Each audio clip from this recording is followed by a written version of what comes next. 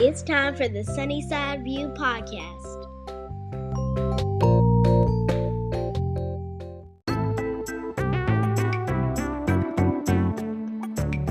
And get jumping in. All right. So thank you everybody so much for joining me. I have my good friend, y'all. We've been friends for quite a few years now. We met one time in person. And we just been friends. You know, that's what the internet will do, man. You have internet uncles, aunties, cousins, everything. And so this is definitely one of my internet brothers. I'm super excited about Jonathan coming on because Jonathan is an amazing single dad. And he does like just some amazing things, not to one kid, y'all. He got multiple kids, and he always doing some big stuff. And so, Jonathan, I'm super excited to have you. Thank you so much for hanging out with me today while we supposed to be on break. The best time to do stuff when you got a bunch of kids. Listen, let me tell you. So, Jonathan, you work in the school system, right? As well. Yes, I do. Yeah, so this is break time. Yep, absolutely. Yeah, I do one-on-one with the special needs student. I'm going to be transitioning pretty soon into being a lead licensed teacher for special ed. Yeah. Yo, and we need them. Yes. Particularly Black SPED teachers. Like, we definitely need, when we talk about diversibility and things like that, they absolutely need to be in that space. And even, you know, I know that people who do your job also really work a lot with those who have 504s and accommodations and things like that. So super excited for this turn for you. It's much needed, and I know you're going to be excellent. I wanted to, as I was telling you earlier, you know, I spent 12 years as a single parent sole provider. I like to let people know about that sole provider portion because I think we forget about it. And for those of us that know, it means that typically you got to make a lot of sacrifices. You got to do a lot of things to make sure that your children or your child are they're taken care of. And so I learned a lot of lessons in that. And so seeing you as you serve, tell us a little bit about yourself and just your family. You know, how many kids you have, you know, let the people know. Well, I got 4 kids, 2 boys and 2 girls, going from the oldest is 16 and the youngest is 10. So people say babies. I'm like, I don't have any more babies. I got the 10-year-old is still the only one that I say likes me, but she's the only one that comes in for cuddles and hugs and stuff. She's the only one I got left, so I'll take it. Yeah. You gotta take what you can get. But I've been I've been a single dad since maybe 2017, 2018 or so, right around the time when their mom and I had separated. And I'm in North Carolina, so in the law according to North Carolina, you got to be separated for a year and a day before you can file for divorce. So we were separated for a year, and then I filed in probably about like January or so of 2018. The way that it was set up when she left, and I also, just to put this out there too, like anything, like I'm answering questions. Yeah. So anything that I give, it's never my intention to throw my ex under the bus or to, you know, I'm just telling you what happened. So I do try to like choose my words carefully. So this, if you hear the pause and then the, you know, all of that stuff, that's what it's for, because like I'm not trying to demonize anybody. I mean, to put it bluntly, like it was a two-way street as far as like the mistakes made in the marriage and the downfall. We were both young, you know, we were both 22 when we got married. I had no sense of self or identity or response, you know, any of that stuff. Like we were kids, you know, by that point, fresh out of college, never having to take care of anybody. And have any type of major responsibility beyond getting yourself up and washing your own behind and brushing your teeth and stuff like that, you know. So I mean, you know, we jumped the gun when it came down to that stuff, and even though we quote unquote did things right, meaning that, like, you know, there was no sex before marriage, we went to church together, prayed together, all of that stuff, the things that you would consider doing things the right way, still doesn't necessarily mean that we were operating under the guidance of the Holy Spirit and in obedience. You know what I'm saying? Like all of and that. It was just. I think, Jonathan, let me interrupt you here because what you're talking about, something I've talked about when I've talked to some just single moms, just talked about, especially in the church, how I felt like because myself, I got married at 21. And I was divorced by 23. So with 2 kids. And so I felt like I was always taught, from a female perspective, I was always taught to hurry up and get married, especially if somebody was also in church. But I felt like nobody ever really talked to me about establishing myself, like what did I want to do, or who was I becoming, or that, hey, you might want a 22 for you, because I know there are some very mature 22-year-olds, but 20 for you, I wasn't one of them. You're in, but you know, and so I never really thought about from, I guess I haven't heard from the male perspective, but I know from women, that is like the expectation from us. Like you grow up, you get an Altima, you worked at the Cincinnati Children's Hospital. This was what we did, you know. Right. You went to church and you got married as soon as possible, because it's better to marry than to burn. You know? Right. But I wasn't ready. And just like you said, it was like, some of this stuff I feel like I really pray that my children won't repeat, because I'm so transparent with them. Like, hey, I wasn't even who I was gonna be till I hit about 32. Right. You know. So I'm glad. Thank you so much for sharing that. But do you feel like from your perspective, do you feel like do men have that same pressure to hurry up and get married in that aspect, or do you feel like that was just, you know, your particular avenue? I definitely wasn't pressured per se. Mm-hmm. Maybe to some extent. I don't think to the extent that women are pressured. You know, you guys come up with the whole, like, y'all gotta just wear dresses all the way down to the floor, and the whole purity culture and all that other stuff. And there is like less you know, of that kind of stuff coming at us. It's just, you know, get a good job and make sure you have somewhere to move her and have somewhere for her to live, and, you know, all of these other things.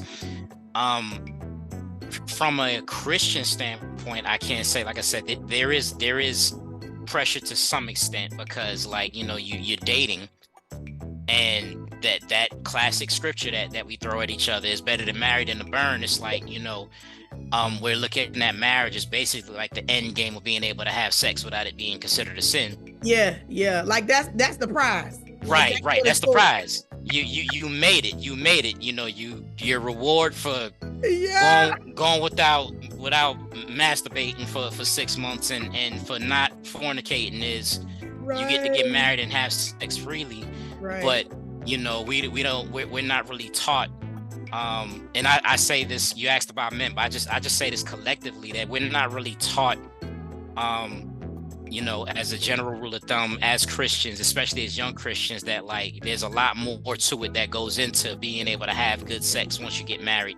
Like, you're not just gonna be able to flip a switch and then be rabbits and stuff like that. Right. I just did a podcast on it literally this week. Like, it just came out, and I was talking about how I wish we had, especially in Christendom, but we had the opportunity to really teach people, like, hey, as you're going into this, as you're preparing, we want you to be whole as you're going into there. And a part of that is real sexual education, like real understanding, not just, because I feel like, again, we were taught, oh, you got to think that, you know, how to please him.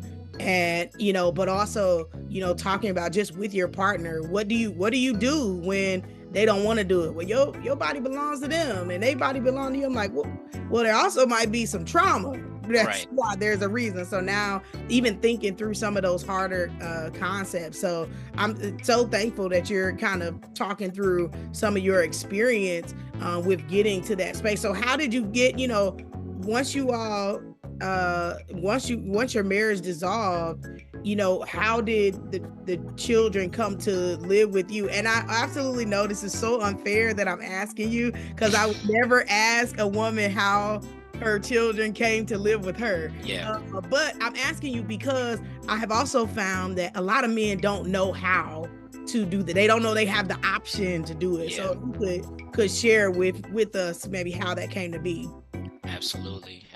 Yeah, it is. And I can acknowledge like that my situation is unusual. And as you said, it's typically another woman on the other side of this conversation. I totally get that. So the way that it happened, when my ex had left, she left the home that we were in together, the apartment that we shared together, and got her own apartment.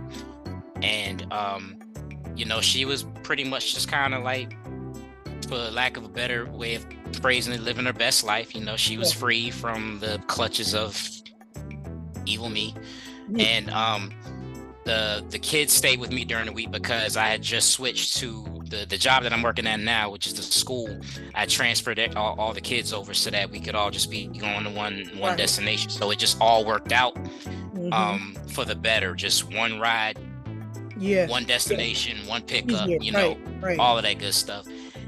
And just to kind of fast forward it, like when I filed for custody, I was encouraged to do so because the church that I attend we have some pretty well-to-do members, like lawyers and judges and stuff like that. And a lot of people were just advising me on what to do, just to be on the safe side. And I'm glad that I did, because like there were a lot of verbal agreements that her and I made that ended up not, bargains weren't upheld on each end. So it was like, okay, now I have to get this on paper signed by a judge, because like I can't go by what you feel like doing versus what you don't feel like doing today, you know what I mean? So went through the whole process, and the judge determined that the way that it had been ever since she left was how is what worked out best, that she gets them on the weekends, that I have them during the weekdays. And it really just happened off of some good advice. And I think to your point about like how a lot of men don't know, if it wasn't for that, I think we probably would be in a situation where either she has them primarily or it's a lopsided 50-50. But because of knowing people that have been through it in the past, and knowing people that have like, are in a position like, I wish I would have known, I wish I would have did this. Listening to them, it allowed me, because another side to it was that like I really didn't want to go through the court. I didn't want to fight. I didn't want to do, and there were even times where like, even though I knew her and I knew what she was capable of, a lot of times compassion would take over, and I'd be like, man, I don't want money. I don't want child support. I'm not trying to, all of this other stuff. And then people would be like, no, it's not about you being evil or corrupt or anything like that, but it's about you putting safeguards in place for the sake of the kids, because you're going to need this, So it just came off the strength of getting a lot of good counsel and basically favor from God of putting me around the right people. And let me say, in full, just listening to your story, a lot of people don't realize like, hey, and you guys were married. So, I ended up going through my divorce in North Carolina as well. And people don't realize, when you get divorced, somebody got to file for them kids. If you don't file, the state got them. And they really, if there's nothing in place, there's nothing that protects either one of you. And so, and understanding that kids need consistency. So whatever it's going to be, if it's going to be consistent, and like you said, I think people needed to understand, like, I know what you think, and you think you know this person, and they think that they know you. But when you're talking about your child, when you're talking about the needs of your children, people will fight to the death. And so instead of, going back and forth and doing verbal agreements, go ahead and if y'all can't agree on something, let the impartial people, let them help you get it done. And then that's it. Then you don't have to get it on paper. Yeah, just get it on paper. And then that way it really protects everybody all around. and help. So I'm super glad that you're kind of walking through, you know, how this actually happened for you. So let me ask you this, because I see you all the time online, you know, with your kids. You know, what are some unique joys and challenges that you've experienced as a single father? So gosh, that can be a conversation. Give me one. Right, unique joys. I would say this is a simultaneously a joy and a challenge. Is that I see myself and my kids. My kids are truly a reflection of me, and it's typically like a loud reflection of the things that I may not necessarily like about myself. And the reason why that's simultaneously a joy and a challenge is a challenge for reasons that, like, I don't even think need to be explained. Like, just little mirrors walking around showing you yourself. Who wants that all the time, right? But it's a joy because, like, it allows me to look at, okay, what did you need as a kid that you didn't get? That's good. What did, you know, how do you wish in a situation of whatever, name whatever scenario, not saying that you don't wish that you didn't get disciplined, that you don't, you know, you don't wish that you got your butt whipped and stuff like that, but like in certain moments, what type of difference would it have made if your parent would have talked to you like this, or explained this to you, or said, you know what I'm saying? And then now I get to, and I'm not saying that I get it right all the time. But I at least have that opportunity to say, okay, this is where we're gonna do things differently. This is where, you know, and I still got a lot of that old school. You gonna watch what you say. You gonna watch your tone and all that stuff around me. But you know, I do feel like I give my kids a lot more leeway and a lot more freedom of expression than I had. And you know, the part of me is like, y'all better appreciate this. Of course, they're not going to until they get older. Until they're older, but you know, they're getting the benefit of the evolved, more intentional, more aware parent, you know, that I wish I would have had. And I for the record, I love my mother and I appreciate her. Not throwing her under the bus. But each generation should do better. Yeah, exactly. You know, that's, you know, we were talking, you know, that's why during my tenure as a single mom, I had to drop out of college and go into the workforce full time. And so, you know, but getting my undergrad took me 15 years to get it. And then, you know, I just finished with my master's. But, you know, sometimes people will be like, oh my goodness, you can take a break. You don't have to go so fast. I'm like, y'all have no idea that I'm setting the standard because I believe that my children are going to exceed me. So if I get a master's, then they got to get a PhD. If I get a PhD, they got to get a PhD and a specialist degree, you know? And so as we kind of start thinking through some of these things, like you said, I think that our generation is more aware and acknowledges more the trauma that we saw, or even the practices that we saw why they did it, but we're like, okay, we're gonna do it a little differently. So I saw something today where somebody said, hey y'all, we were at my grandmother's and for Christmas, and my grandmother started screaming at the kids, and my son looked at her and said, stop yelling at me. And she said, I froze because I didn't want, she said, I mean, I knew how I was raised. She said, but at the same time, grandma was screaming for no reason. And she's like, so I went and I stood beside my son and I said, Grandma, he doesn't want you to yell at him like that. And I thought about it like, man, we really are destroying these generational traumas that we've experienced, that some of our previous generations and our ancestors have experienced from colonization and enslavement, that we thought meant we should just continue this. Like, no, Black boys need joy. Like, little girls need to be able to enjoy their family. So I'm so glad, just as a father, that you're so aware of that, and you see that, you know, as a joy that you get to see. So I love that. Okay. That's beautiful. And you know, that salute to that little boy for stepping up. Because you know, like you said, in our generation, that would have been a few missing teeth right then and there. And why do we think that's normal? Like we right, right. Missing teeth, like, wait a minute, they're gonna call the people on you. And you know that one of the biggest challenges in all of that is being the generation that's in between that. Yeah, for sure. Because you understand both sides. You understand why grandma's yelling so much. You understand why your kid says, stop yelling at me.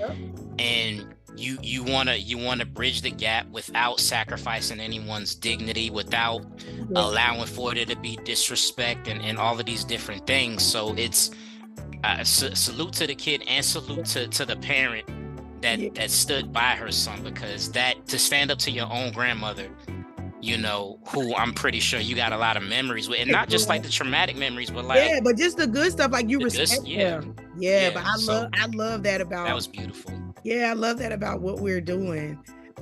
So I know that you're a father, you're a minister, you are an educator. How do you balance the responsibilities of parenting, work, and personal life? Because you got to get out there, you know what I'm saying? So how do you balance all of that, or do you? You know, I wish I had like a perfect bullet pointed out step-by-step answer to that question, even though I know it's coming. You know, I will say this, that like before, and I actually, my mother had told me about this. She was like, you can't make it all about the kids all the time. And I was like, how can you say that? That is demonic. It's always all about the kids, you know? But I find, like, I learned, not necessarily the hard way, because it didn't take like a big major incident or anything like that, but like it was getting to that, to where like, you know, if you make it all about them all the time, you're gonna start resenting them. And when they leave, you ain't got nothing. Right. And through no fault of their own, you'll start resenting them. You'll start looking at them funny and stuff like that. So you do. I guess that the best way that I balance things out is like, I'm not a big planner. Sometimes I am kind of like a go with the flow type of person, but you know, you do have to learn how to plan certain things. You do have to learn, like, okay, this portion of the calendar year, whether it be for my birthday, Father's Day, whatever the case is, I'm gonna go take a trip. I don't care if it's just for a weekend or whatever, you know. Built in, like, even in the day, like after 8 hours of work, and then coming home and playing daddy and trying to make sure everybody gets down on time and stuff like that, I'm gonna reserve this block of time, like after work is done, to just watch a show that I want to watch or do something. It's definitely a juggling act, and you do have to be careful, because sometimes we can take the whole me time to the extreme. Do a little bit too much of me time, to the point to where you are neglecting your responsibility. You do have to recognize the fact that, like, look, these kids need you. They do. Yes, they're a handful, and yes, it's draining, yes, it's exhausting and stuff like that, but you do have to bite the bullet more times than not and give them what they need. You know, but then, you know, at the same time, it's like you gotta it's like a car. You're not gonna stop and fill up every 5 miles. You know, you can drive, you can take a trip to the point that where, like, you see the needle moving down, because that's what it's supposed to do, but you can still drive without fearing that, like, you're gonna run empty just because you're at the halfway point. Like, you can, and what I relate to that with parenting is that, like, you can trust that at a certain point you invested enough of them, whether it be spiritually. Okay, like, I'm sending them over to their mom's house. We're not on the same wavelength spiritually. So that can put a lot of anxiety in you. like, oh, what are they gonna learn over there that I need to help them unlearn when I get them back and stuff like that. No, just relax and know that you've put enough in them. And then responsibility wise, like, okay, I've shown y'all I'm not the best cook, but I've shown y'all how to survive in the kitchen. Beyond the microwave. I've shown y'all how to pick up after yourselves and stuff like that. So just kind of trust that, like, you've put enough in them to the point to where you can take a day for yourself. And not feel guilty. Seeds. You know what I'm saying? Like, and just rest in that and not feel guilty, because that's another big single parent thing, is guilt. I feel guilty that I'm taking this break. I feel guilty that, like, I'm saying, all right, I'm not doing anything right now in this moment. Y'all go make some pasta, go do something. And leave me alone just for this amount of time. Like, y'all are good. Y'all can survive without burning the house down and without killing each other. You will be okay. Just for these few hours, I'm gonna go I used to go to the movies and like kind of make it like a sneak thing, but it's like, no, I'm going to the movies. And I took y'all last week. And I'm gonna go see something R-rated that I don't have to explain to y'all. You know what I'm saying? Like, because I'm tired of Moana. Right, exactly. I want to see nothing animated. I'm tired of it. Exactly.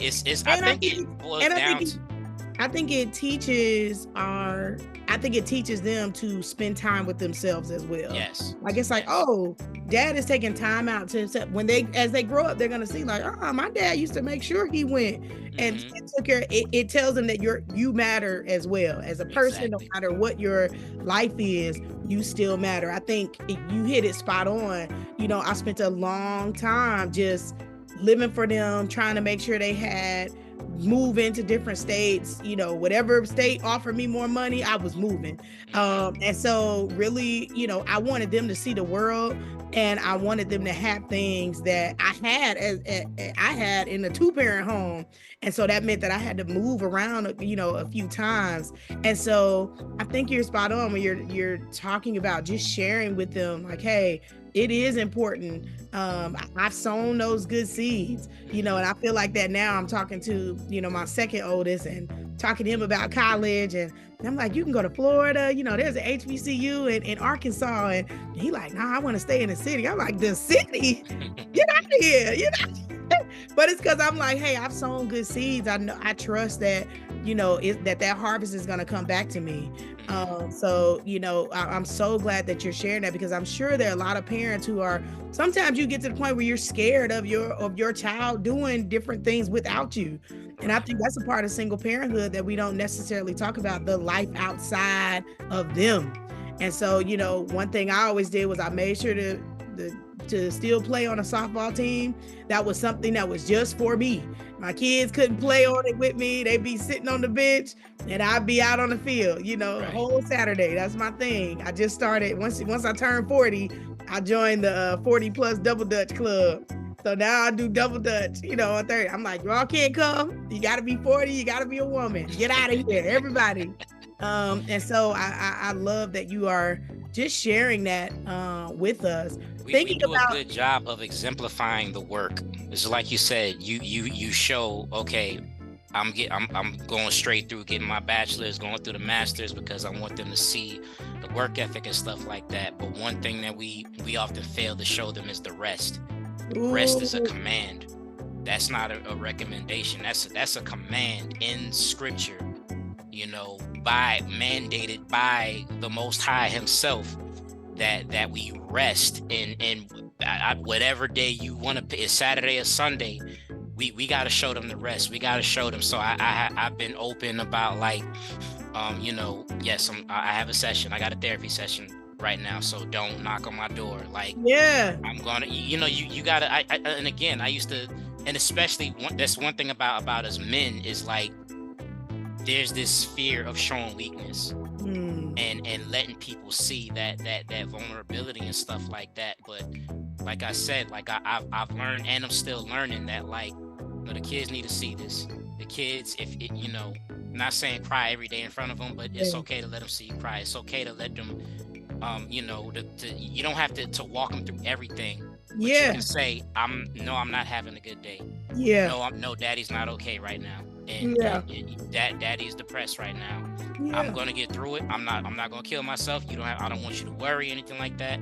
But I am depressed right now. I am, you know what I'm saying? Just walking them through that. And I think that's full transparency that I don't think, as we talked about generational parenting, I don't think I got to see from my parents. I think my parents did the best job they could, but they were taught that, you know, house business is house business, but also I think adult business was adult business. It's adult business. But then I didn't realize that, hey, like, marriage is hard, because I never saw my parents argue. I never saw them, you know, so I didn't even know, like, you got to work at this thing. Same thing, like you said, I'm a huge supporter of therapy, and that's something I talk to my kids about all the time. I'm like, I go to my therapist faithfully every week, like it's not a thing. And so as we start to share, as we start to normalize these things, when something happens, they don't feel like they have to hide something. I saw a quote that said, when you'll know you have a great relationship with your children when they get in trouble and they run to you instead of running away. And I thought about it, like, when they mess up, do they trust me to come to me? Even though they messed up, do they know that they can come to me and I'm not gonna drag them about it? We gonna get to the root of it and then work through it. And so I think that there's, you know, definitely so much wisdom in what you said about, hey, we show them the work, but we don't always show them the rest. That was powerful. That was so powerful. I love that. Do you feel like there are any social perceptions or stereotypes that you've encountered as a single father? And how have you had to, like, navigate or challenge those stereotypes? You know, honestly, the stereotype is that it's typically the mom. And the stereotype kind of, like, just leaves us out, period, on both ends of the spectrum of the stereotype. And that, like, you know, again, it's typically the mom that, you know, is carrying 3 kids on each arm and you know, walking and carrying grocery bags and all that stuff. But then on the flip side is like, single mothers are strong, you know, salute to all single mothers, salute, you know, baby girl, you a winner, you know, all of this other stuff, in which I say amen to that. Wow. But I'll be looking at that like, I'm a winner too. Yeah. You know, so I think the stereotype is absence in and of itself. Like we're just we're like not there. just not thinking of y'all, erasing y'all. Not that. Yeah, like we're almost a non-factor. And you know, given like how society is moving, that's not really a surprise. You know, the fact that like the man, the father, is a non-factor, and then if he is included, he's the enemy. He's the, you know, he's not just absent, he's toxically absent. That's good. He's you know, he turned his back. He you know, he's making you do this by yourself. He's, you know, all of these other things. So and then like when I get to tell my story, for those who aren't willing to listen, then it's like, okay, well, you had to have done something wrong in order to cause her to walk out and all, you know, like it's we either don't exist, or you fumbled, you did something wrong, you know, it just has to be something. We can't give you the benefit of the doubt in any type of way. And that's wild, because I was looking up some statistics. You know, one thing grad school taught me to do is look things up really quickly. And so I was looking at the National Institute of Health. It said in 1990 there were 1.7 million single fathers home. In 2023 there are 3.3 million single father homes, and they define single father as the primary custody parent of one or more children. So sometimes people say, oh, I I've heard people say like, I'm a single father, I'm a single mother. I'm like, no, your kids don't live with you. You're not. Right. You are single and you happen to be a parent. I'm glad I swallowed that water right before you said that. Unless you are the custodial parent. See, if you ain't going to court, you don't know these terms. Right. But what they're saying is right now, single custodial parent, primary custodial parents are single fathers are 3.3 million homes in America. So it's not that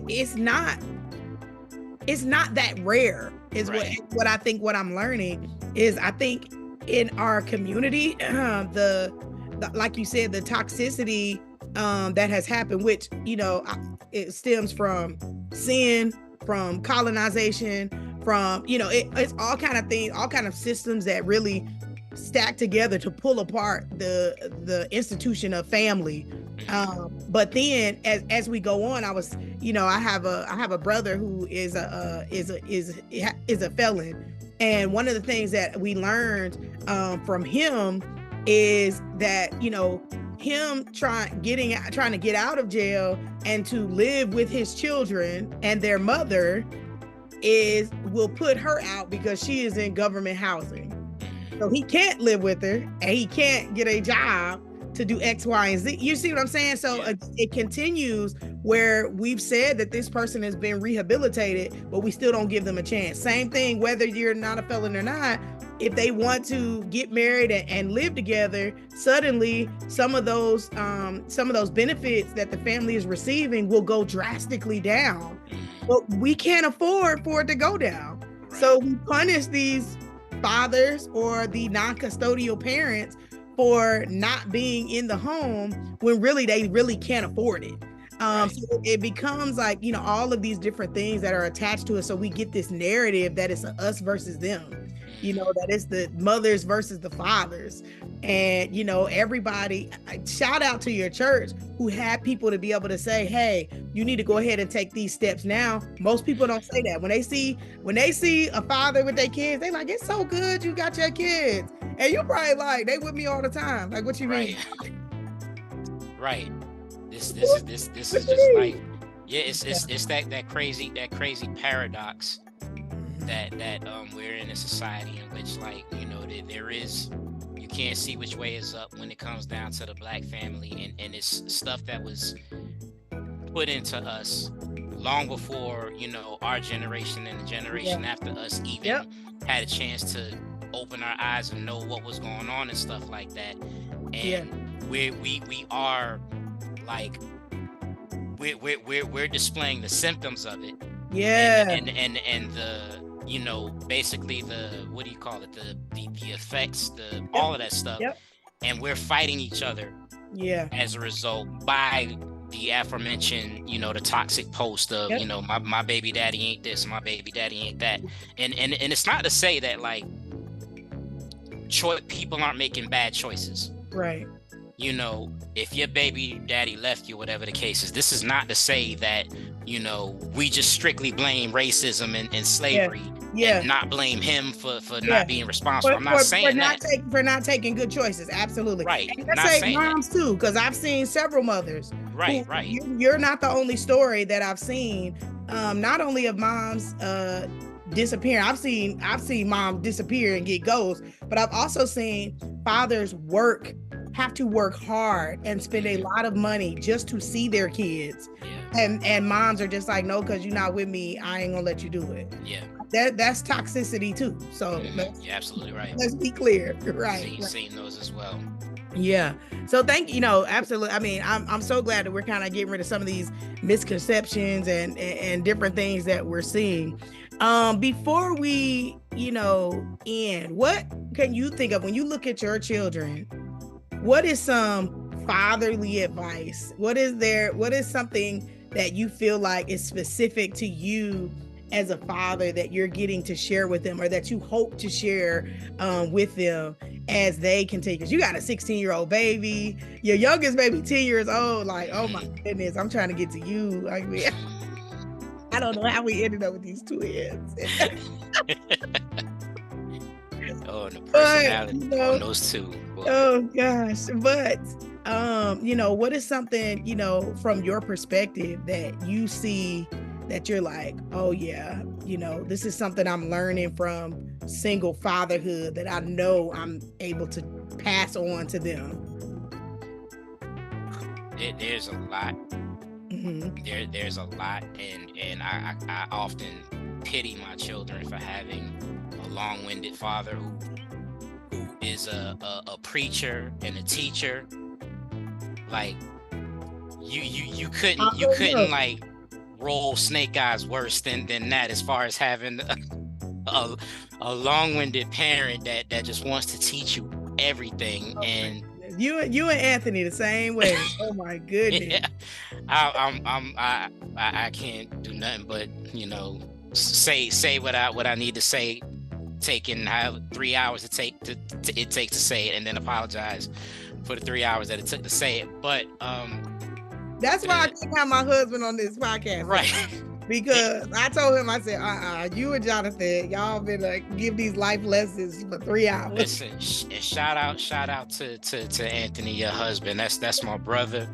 And you reminded me of my son. My son turned 13. Just kind of getting off of your question, just for a few seconds. Yeah. My son turned 13, so I like to do like a. We don't really have rites of passage in our community, so you do the best that you can. Yeah. And what I did for his 13th birthday, I did it for both women and men. Yeah. And for the men, just to like get on a Zoom call like this and have them just pour into him and give him godly, manly advice. And your husband was one of the brothers that I chosen to be one of those brothers to pour into him. And it was.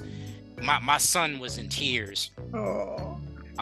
With what your husband was saying, not in a like, oh, this is too much, I don't know how, but it was like something that your husband said had touched him, and it was just a beautiful thing. So shout out to Mr. Brown. Yes.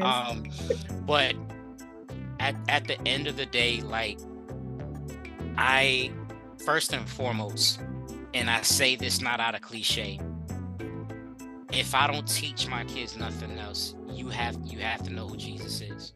That's beautiful. Yeah. If you grow up to become an atheist or an agnostic or something like that, it's going to be by choice. It's not going to be because like I was just so hypocritical, like like the complaints that we get from the generation before us, or about the generation before us, that like it was just y'all took us to church and made us did something else, right? And you made us tarry at the altar, but then like we try to ask about sex, or we try to ask about the Bible, or ask about this, and y'all slapped us in the face for asking and stuff like that. Like, it ain't that's not happening here.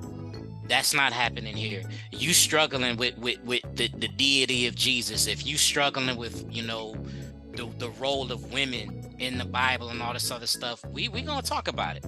We're gonna talk about it. You're allowed to struggle. You're allowed to question God.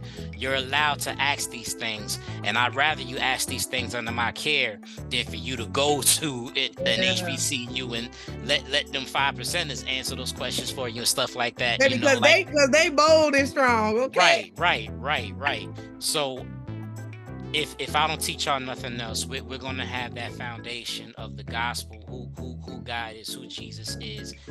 And going back to the whole mental health thing, understanding that like it doesn't make you any less spiritual, any less of a believer or Christ follower to admit, hey, I'm depressed. I need somebody to talk to. Like just having that, I guess the question that you asked me earlier about like how do I balance things, despite the fact that I fumble all the time with the balance and I'm still learning it myself, is what I want for my kids to understand, to be, to have a relationship with Jesus, to see the importance of therapy, to see the importance of rest and taking time out for yourself, relationship building, being able to be social, understanding that it's okay to be like, all right, I've had enough of people, but then also you can't be like that all the time. I see a lot of that, like, I don't do people. How you can't be like that all the time. Like, just balancing out all of your being, taking care of your whole entire being, basically. I guess is the best way to sum it up. Understanding, like, you know, they say, well, God is a Trinity. Well, so are we, you know, and you got to take care of every part of your Trinity. You got to take care of your body. You got to take care of your soul. You got to take care of your mind, and just developing healthy ways of working that stuff out. Like I said, I have not mastered any of that, but I will say that as I learn and as I grow, I'm not afraid to go back to my kids. If I taught them something in year 1, and then I learn, okay, that's not quite right, I'm not afraid to go back to them and be like, okay, remember when I taught y'all this? Yeah, that was pretty wrong. You know. And this is the right way of doing it. Like, grow as I grow, learn as I learn. I love that. No, that's amazing. I think, and I'll say from my perspective, I think one of the things that you're teaching your babies, and I've, you know, had the opportunity to speak to your children and, you know, just hear their hearts and hear how they present themselves. I think one of the things that you're teaching them is that it don't matter what is happening, that daddy's gonna be there. And I think that we don't always talk about how important the father's love is, and the way that you have cultivated a culture in your family that they know they have the confidence. They also are okay with being shy, and they don't feel like they're forced to be any type of way. And I love that. I love that every time I've watched them kind of grow up online, you know, internet nieces and nephews, and just hearing them, they're so ingenious. They're, you know, they say thank you when you do things for them, you know. You know, both of us are in the school system. All kids are not like that. Y'all parents, please know that y'all kids don't act like that in school. That's right. The whole what? Yeah, they be like, what? Who are you talking to? I'll be like, I'm talking to you. Right. I can also say that as a father, like to thank you for everything that you're saying, by the way. I really appreciate it. And thank you also for being a trusted voice for my kids, and especially my daughters, and being, you know, one of the people that I could turn to and that they could turn to. I really appreciate you. I can say that, like, that whole the father's love thing, that in and of itself, if it wasn't modeled for you, and you had to figure it out the hard way, and then you got to fight through the stereotypes, you got to fight through the what's masculine versus what's feminine, what's soft and what's, you know, like I want my boys to be what's not, like I want my boys to be strong and tough, but at the same time, like I never tell them boys don't cry, never told them that, you know, but like all right, you can't be crying about me taking away your Nintendo Switch now. You know what I'm saying? Like that. I know exactly what you mean. That right there is a struggle to figure out, and that's why, like I say, that, you know, y'all are gonna grow as I grow. Y'all are gonna learn as I learn better. I'm gonna be sure to teach y'all. You know, so I really, whether you're a single dad or whether you're a married dad with no custody, little custody, whatever the case is, if you're in that boat and you're trying to figure that stuff out, you are not alone. I salute to you. I love that. I think probably one of the greatest lessons I learned during my single parent years was after I had gotten divorced. I remember having a conversation with my kids and saying, I just want to repent to y'all that I didn't know to put forth my best, and I'm gonna do whatever I can that y'all don't make the same mistakes that I made. And it was empowering for me, but also such a weight lifted, because they understood that this had nothing to do with them, but that I was taking responsibility for my choices or bad choices or whatever. And so it was a time. And so I'm so glad that I got to spend time talking with you just about fatherhood, and doing it by yourself and cultivating that safe space within the home. So thank you so much. I definitely gonna have you back, because we need to just be talking about parenting, okay? Because Yeah, they out here. These kids is out here. And I think, like I said before, you and I see in the classroom, one thing that I learned going into the classroom this year is that it's not that parents don't want to be there. A lot of them are working 2 and 3 jobs and can't be. They just can't. Yeah. And so now, what do we do as a community? What do we do as the church? What do we do as the body of Christ to respond to this? And so I think as we're seeing that, it helps me to see my kids ensuring that I'm being there and very present, because every kid don't have that. So super thankful for you coming and hanging out with me today. I appreciate you. Is there any way that people can get in touch with you, or any way that they can contact you if they want to? Maybe it might be some brothers that have some questions about, hey, what do I legally need to do? What's my first step? Is there something how can they reach you? Well, y'all can reach me on pretty much find me. I'm not on every social media, just Facebook, and I can't do that, Me too. It's too much. It's too much. It's too much. But Facebook and Instagram, with more so Facebook. I know y'all be saying that's where the old people hang out and stuff like that. Well, we old, so I ain't I'm not quick to take a lot of pictures to post on Instagram a lot, but I am up there. But you can find me, Jonathan Young Sr. on Facebook, and just hit up my inbox. I do have a private group for men. It's called Dismantle. So you can, it's spelled just like that, just funny capitalizations and stuff like that. You'll know it when you see it, and it'll say that it's a private group by me. But you can find me on Facebook and on Instagram, and I'm definitely open to I'm one of those people that will accept friend requests from people that I don't. It's Facebook, like it's whatever, Yeah. I will accept friend requests and stuff like that, especially after I peruse your page and make sure that you're not a psychopath first. Right. My inbox is open, and like I said, I may not have all the answers, but I definitely I'm here to listen, and I especially love building with brothers and hearing y'all's testimonies and being not just giving advice, but even being inspired by the stories of other brothers. So yeah, if you need to, reach out to me on Facebook, and don't have anything crazy on my page, so it's on your page, so that I'll right. So you'll know. No, we need a dismantled and an unbreakable parent conference. That's what we need. We need to bring this thing together, because folks need help. They need help out here, and that's okay. That's what the community is for. The community is to help. Absolutely. Well, thank you again, Jonathan. Again, y'all know to follow him.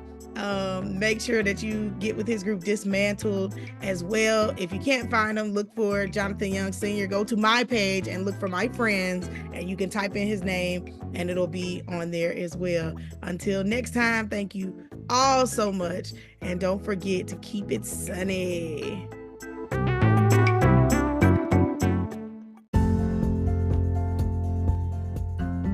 Thank you for listening to my Sunnyside View.